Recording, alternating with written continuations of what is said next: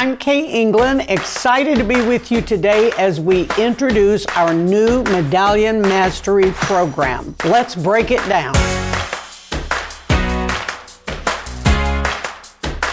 We've been telling you about this, and we've been busy trying to get our ducks in a row so that we can introduce the program to you. Now, let me address the issue that comes up right up front when somebody says, "Oh dear, I don't like blue." Obviously, you can make this quilt in any color in the world that you choose to make it in. I happen to be working with my newest Sapphire Blossom fabric collection. Predominantly, there's a mixture of other things in there. But our goal today is to introduce you to how the program's going to work, what to look for, kind of what your expectations are, and the time frame that we're going to be doing this in. We decided to call the program Medallion Mastery. So that is how our private Facebook group will read. That is how all of the information that comes to you will be under that heading. For those of you that do choose to join us on the program with the $30 subscription fee for the entire program, then what you'll get is invitation to the private Facebook group called Medallion Mastery.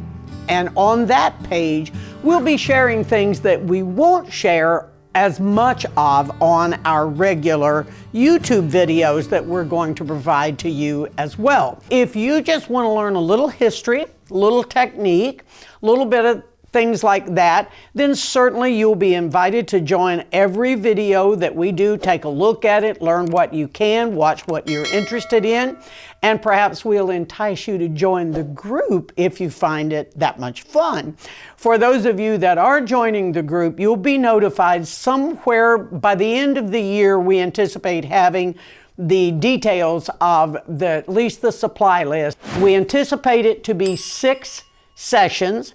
The one thing I want you to keep in mind is that most medallions start with a center unit of some sort, 1 block, 4 blocks, or whatever.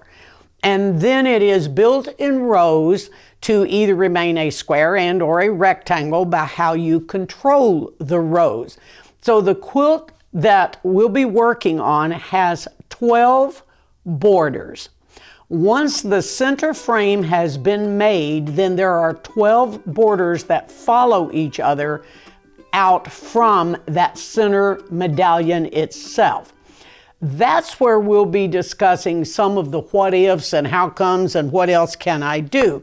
Now, I'm sure some of you are going to be watching this and going, well, gosh, I've made those kinds of things. I can do that, and I know how to break that down. I bet one of those borders might be a little bit of a suspect to you. You certainly see half square triangles.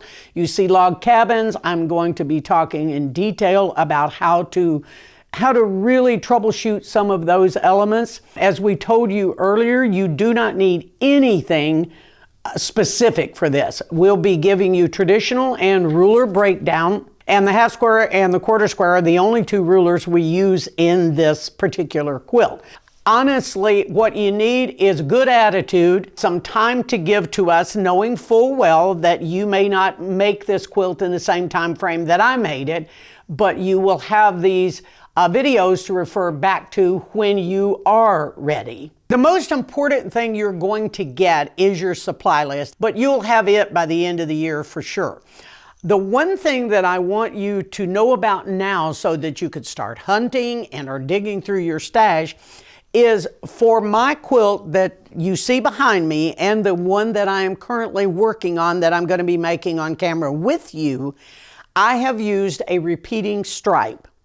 There are jillions repeating stripes available in the marketplace.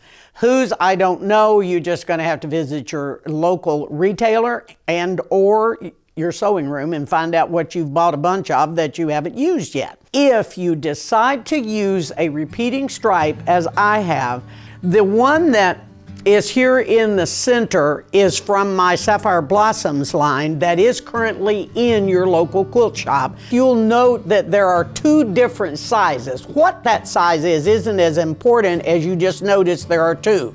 Typically there's 5 of one and 4 of the other. I use the skinny one for 2 of my borders, and then I use the wide one for another one of the borders. So kind of look at them in that light. This one, which is from a future collection coming out that won't be out in time for this quilt, the skinny is much thinner than it is in most of the others, and the wide isn't quite as wide because it has a variation of elements living in it. This is a way early collection, I don't know, 8 or 10 years old probably, and this is the one that I'm currently going to be working on camera with. And you can see that it has a skinny and a wide, both of them with those little cut lines in between them, which allow me to cut them out. If you go, I don't know if I want a stripe or not, well, then you can just use plain fabric. It doesn't have to be a stripe. I'm going to give you, the way your yardage chart is going to be delivered to you is I'm going to give you the yardage for each border. You will have a picture of the quilt. Those who have signed up will have a photograph of the quilt so that you can go border 1, 2, 3. Ah, she used a stripe. I'm going to use something else. You'll have yardage to do it in the event that you choose not to do a stripe. If you're going to build your program around a repeating stripe, get 3 yards. Don't skimp on it any more than that. Just get 3 yards and you should be all set and ready to go. What I wanted to do was to just give you a little glimpse of the quilt so that you could decide how this fits into your life, so that you can make a decision about whether you want to join us on this little adventure. And then also to start kind of thinking about your coloring you want to work with. This quilt loves, the more fabrics you put in this quilt, the happier it's going to be. It does not need to be one collection. It can just be an assortment of things, but you have to theme it as you've done with the programs you've worked with us before. You need to know whether you're going to be working vintage or whatever. And Brian will post all the details on where you go to sign up, how you do it. And then the minute that you do, I will invite you to our little private Facebook group where we'll be able to chit chat, and I'll put up some pictures and probably even some small technique videos. Other than that, get back to your Christmas baking and your Christmas wrapping and your whatever else you're doing, and I've got to get in there and make a log cabin or two. So you folks have a great day, have a wonderful holiday season, and we will see you on session 1. Bye-bye.